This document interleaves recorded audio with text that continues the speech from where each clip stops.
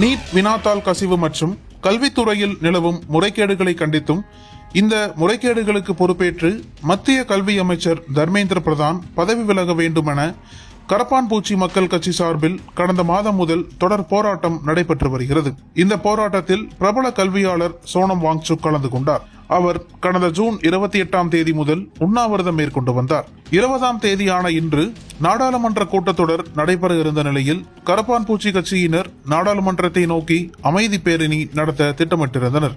இதனிடையே உண்ணாவிரதம் இருந்து வந்த சோனம் வாங்சுக் கடந்த 18ஆம் தேதி வலுக்கட்டாயமாக இழுத்துச் செல்லப்பட்டு மருத்துவமனையில் அனுமதிக்கப்பட்டார். மேலும் அங்கிருந்த போராட்டக்காரர்களையும் அப்புறப்படுத்தினர். இதனைத் தொடர்ந்து கரப்பான்பூச்சி மக்கள் கட்சியின் நிறுவனர் அபிஜித் திப்கே உண்ணாவிரதம் இருக்கப் போவதாக அறிவித்தார். அத்துடன் ஜூலை 20ஆம் தேதியன்று நிச்சயம் அமைதி பேரணி நடைபெறும் என்றும் உறுதியளித்தார். அதன்படி இன்று காலை கரப்பான்பூச்சி கட்சியினர் நாடாளுமன்றத்தை நோக்கி அமைதி பேரணி நடத்த முயன்றனர். ஆனால் டெல்லி காவல்துறையினர் அவர்களை தடுத்து நிறுத்தி கைது செய்தனர். அப்போது போராட்டக்காரர்களுக்கும் காவல்துறையினருக்கும் தள்ளுமுள்ளு ஏற்பட்டதோடு வாக்குவாதமும் நடைபெற்றது.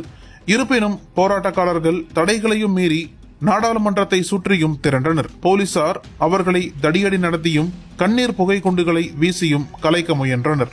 ஆனால் அவர்கள் கலையாமல் போலீசாரின் தடியடிகளை தாங்கியபடி உறுதியாக நின்றனர். நாடாளுமன்ற கூட்டத்தொடர் உள்ளே நடைபெற்று வரும் நிலையில் வெளியே கரப்பான்பூச்சி மக்கள் கட்சியினரின் போராட்டம் தொடர்வது பெரும் பரபரப்பையும் பதற்றத்தையும் ஏற்படுத்தியுள்ளது.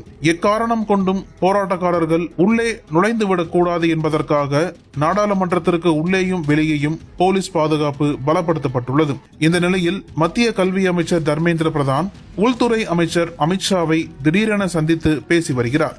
இந்த சந்திப்பில் ஜே.பி. நட்டாவும் உடனிருப்பதாகவும் தீவிர ஆலோசனை நடைபெற்று வருவதாகவும் தகவல்கள் வெளியாகியுள்ளன. கரப்பான்பூச்சி மக்கள் கட்சியினரின் போராட்டத்தால் தலைநகர் டெல்லி முழுவதும் பெரும் பதற்றம் நிலவி வருகிறது.